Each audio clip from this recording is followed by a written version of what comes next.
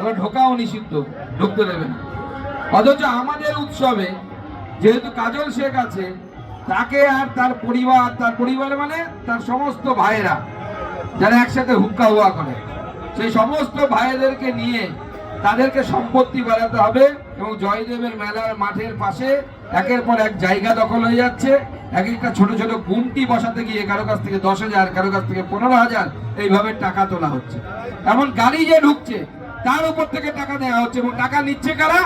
যার সাথে জয়দেবের কোনো সম্পর্ক নেই, যার সাথে হিন্দু ধর্মের কোনো সম্পর্ক নেই, কৃষ্ণ রাধা গোবিন্দ কারো কোনো সম্পর্ক নেই।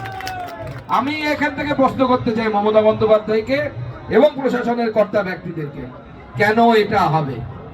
হিন্দুদের উৎসব, হিন্দুদের মেলা, তো অন্যরা কেন এখান থেকে অর্থনৈতিক লাভ নিয়ে যাবে? আপনি কতদিন এই গালগপ্প শোনাবেন যে কি উৎসব নাকি সবার, ধর্ম যার যার, উৎসব সবার? এই গালগপ্প শুনিয়ে তো বাংলাদেশে এখন পেদন খাচ্ছি আমরা। ওখানে কিন্তু আর উৎসব সবার নেই। দীপু চন্দ্র দাসকে ঝুলিয়ে দেওয়া হচ্ছে।